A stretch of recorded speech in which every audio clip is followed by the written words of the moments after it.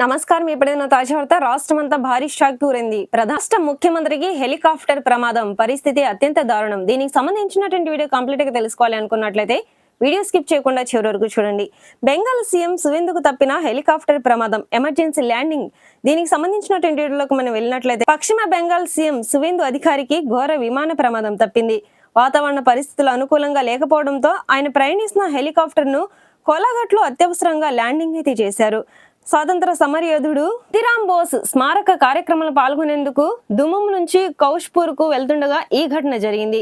వాతావరణ ప్రతికూల పరిస్థితుల కారణంగా పైలట్ అప్రమత్తమై సీఎం సువేందు ప్రయాణిస్తున్నటువంటి హెలికాప్టర్ ను పూర్వ మెదినీపూర్ జిల్లాలోని కోలాఘాట్ లో ల్యాండింగ్ చేయడంతో అధికారులు ఊపిరి పీల్చుకున్నారు.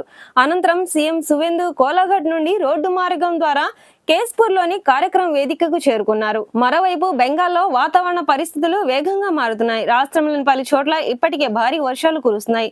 దాంతో అనేక ప్రాంతాల్లో ప్రతికూల వాతావరణం నెలకొంది. రానున్న రోజుల్లో వర్షాల తీవ్రతను దృష్టిలో పెట్టుకుని ప్రజలు అప్రమత్తంగా ఉండాలని అధికారులు సూచనలు చేస్తున్నారు. అటు వాతావరణ పరిస్థితుల ప్రభావం రవాణా పైన పడే అవకాశం ఉన్న నేపథ్యంలో విమాన, హెలికాప్టర్ ప్రయాణాల్లో ముందస్తు జాగ్రత్తలు తీసుకుంటున్నారు. ఈ క్రమంలోనే బెంగాల్ సీఎం సువేందు ప్రయాణిస్తున్నటువంటి హెలికాప్టర్ ను అత్యవసర ల్యాండింగ్ చేసినట్లుగా అధికారులు పేర్కొన్నారు. ఇక ఈ ఘటనపైన అధికారులు దర్యాప్తు చేపట్టారు.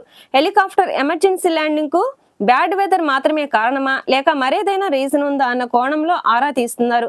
మరోవైపు దేశవ్యాప్తంగా సంచలనంగా మారిన ఆర్జీకర్ అత్యాచార కేసులో బెంగాల్ సీఎం సువేందు అధికార కీలక నిర్ణయం తీసుకున్నారు. ఈ ఘటనపైన మరోసారి దర్యాప్తునకు ఆదేశించినట్లుగా బెంగాల్ సీఎం సువేందు అధికారి పేర్కొన్నారు. ఈ కేసుకు సంబంధించి విధి నిర్వహణలో పోలీసులు విఫలమయ్యారని సీఎం కీలక ఆరోపణలు అయితే చేశారు. 2024లో ఆగస్టులో జరిగిన ఈ ఘటన దేశవ్యాప్తంగా సంచలనం సృష్టించిన సంగతి తెలిసిందే.